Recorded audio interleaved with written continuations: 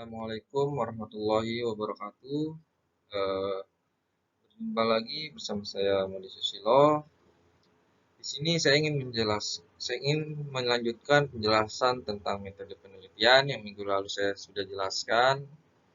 Langsung saja ke penjelasan selanjutnya.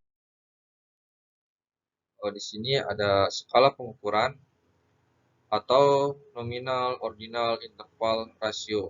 Menurut Ridwan tahun 2009, 07 sampai 8. Yang pertama ada data nominal atau nomi. Nominal artinya nama pertunjukan tanda atau label yang hanya untuk membedakan antara satu dengan yang lain. Contohnya, jenis kelamin, agama, jenis pekerjaan, dan sebagai berikut. Ini dipakai untuk menghitung yaitu banyak pria, banyaknya yang hadir sebagai berikut. Maka angka dinyatakan sebagai frekuensi memiliki ciri hasil hitungan tidak ada pecahan, tidak memiliki nol mutlak, tidak ada ukuran baku, tak ada urutan atau ranking. Jadi, angka tertera hanya tanda atau label. Tes statistiknya non-parametrik seperti uji binomium, uji Ci-kodrat, satu sampel, dua sampel, dan sebagai berikut. Lalu yang kedua ada data ordinal atau order atau punya urutan. Nah, yaitu data yang memiliki urutan tetapi tidak mempunyai jarak perbedaan yang sama di antara rangkaian urutan tersebut. Artinya, data ordinal dapat menyatakan bahwa data tersebut lebih sama atau kurang dari data yang lain. Contohnya, ranking prestasi belajar, nilai ranking 1 sama dengan 1000, 2 sama dengan 980, dan 3 sama dengan 970, atau jarak antara ranking berbeda. Nah, analisis statistik non-parametrik seperti uji Kolmogorov, Smirnov, satu sampel, uji Vinokurov, dan lain-lain. Yang C, data interval, data yang mempunyai perbedaan yang sama di antara rangkaian urutan tersebut, tapi tidak memiliki titik nol, absolut atau mutlak. Contohnya data tes hasil belajar diberikan angka 4, 5, 6, 7, 8, 9, dan sampai seterusnya. Jaraknya sama. Analisis statistik parametrik diantaranya uji T 2 sampel, uji ANOVA 1 jalur, 2 jalur, uji regresi. Nah, yang D, data rasional. Data rasional merupakan data yang banyak dipakai di ilmu eksakta daripada sosial. Nah, ini bisa menunjukkan adanya perbedaan tingkat, jarak, dan bisa diperbandingkan dan mempunyai titik nol absolut atau mutlak. Contohnya suhu 20 derajat Celcius setengah dari suhu 40 derajat Celcius, statistik parametrik. Lalu selanjutnya, di sini ada sumber data, yaitu mengumpulkan data bias dilakukan sebagai berikut. Yang pertama ada wawancara atau angkat. Sumber data berasal dari respondel atau orang yang merespon atau menjawab pertanyaan penelitian. Lalu yang kedua ada populasi. Populasi itu adalah respondennya adalah populasi.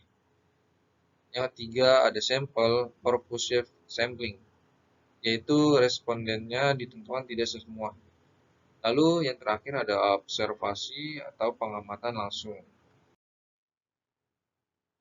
Di sini ada data panel yang telah diketahui. Data cross section merupakan data yang dikumpulkan dalam satu waktu terhadap banyak individu. Sedangkan data time series adalah data yang dikumpulkan dari waktu ke waktu terhadap suatu individu. Data panel dikumpulkan dari data gabungan cross section dan time series. Contohnya, data earning per share menurut perusahaan yang terdaftar di BI 2000 sampai 2014, data jumlah kredit yang disalurkan seluruh bank di Indonesia 2010 sampai 2014, atau data inflasi kota-kota besar di Indonesia seperti bulan selama tahun 2004. Data panel jumlah penguploadan menjadi sangat banyak bisa merupakan keuntungan, tetapi modal yang menggunakan data ini itu menjadi lebih kompleks. Maka diperlukan teknik tersendiri, misalkan alat dengan model regresi dan panel. Lalu di sini juga ada data outlier. adalah kasus atau data yang memiliki karakteristik unik yang terlihat sangat berbeda jauh dari observasi lainnya dan muncul dalam bentuk nilai ekstrim baik untuk sebuah variabel tunggal atau variabel kombinasi.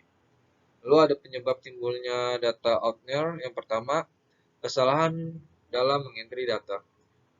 Lalu yang kedua ada gagal menspesifikasi adanya missing value dalam program komputer. Yang ketiga, outlier bukan merupakan anggota populasi yang kita ambil sebagai sampel, tetapi distribusi dari variabel dalam populasi tersebut itu memiliki nilai ekstrim dan tidak terdistribusi secara normal. Nah, deteksi terhadap univariate outlier dapat dilakukan dengan menentukan nilai batas yang akan dikategorikan sebagai data outlier, yaitu dengan cara mengkonversi nilai data dalam skor standar Digit atau yang biasa disebut J-score yang memiliki nilai main rata-rata sama dengan 0, deviasi dengan 1, sama dengan 1. Nah, di sini menurut Haier tahun 1998 untuk menentukan skor sebagai berikut. Yang pertama, jika kasus sampel kecil kurang dari 80, nah, maka standar skor dengan nilai plus min 2,5 dinyatakan outlier. Nah, yang kedua, jika sampel besar standar skor dinyatakan outlier jika nilainya pada kisaran 3 sampai 4. Lalu yang ketiga, jika standar skor tidak digunakan dapat menentukan data outlier jika data tersebut nilainya lebih dari 2,5 standar deviasi atau antara 3 dan 3 sampai 4 standar deviasi tergantung dari besarnya sampel. Nah, jadi caranya di sini ada cara mendeteksi outlier. Yang pertama di sini ada observasinya 7368196. JS Krish-nya 3,05772. Observasinya 36. Terus JS KREM-nya 3,53668. Lalu observasi yang nilainya 36, maka JS KREPS 3,54025 atau observasinya 96. Lalu JS KREM-nya 361125. Sedangkan observasi 81, maka JS KREPS-nya 3,18116. Observasinya tidak ada dan JSQRM-nya tidak ada. Observasi 96, maka JSQREPS-nya 3,34025. Lalu observasinya kagak ada, JSQRM-nya tidak ada. Ya, jadi variabel JSQREPS terdapat 4 observasi yang outlier dan variabel JSQRM-nya terdapat 2 observasi yang outlier. Dinyatakan outlier karena nilai standar deviasi lebih dari 3.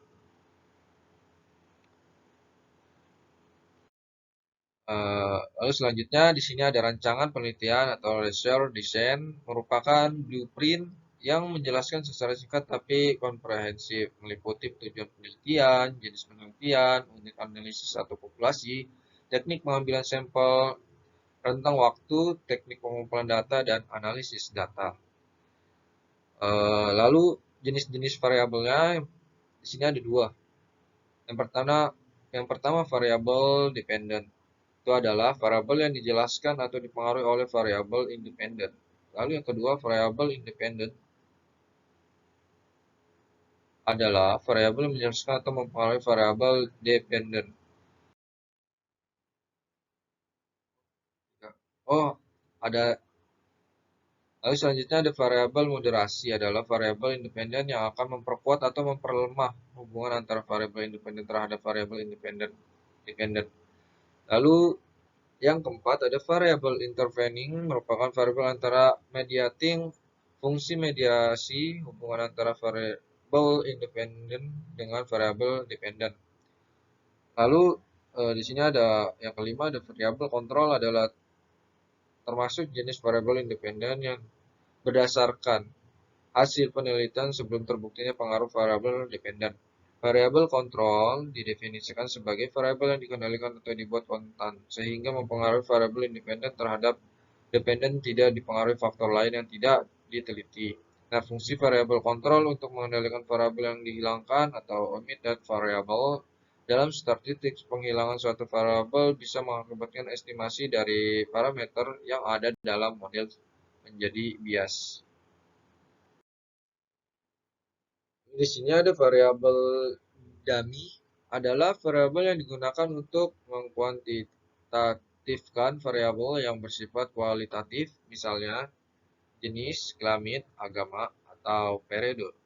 Nah, di sini ada jika variabel independen berukuran kategori atau dikotomi, maka dalam model regresi variabel tersebut harus dinyatakan sebagai variabel dummy dengan memberi kode 0, disebut exclusive group atau 1 include group.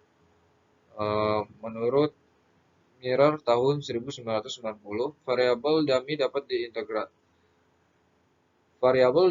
diinterpretasikan apabila variabel dummy secara statistik koefisien dummy signifikan. Apabila variabel dummy digunakan pada variabel independen, maka alat statistiknya regresi panel.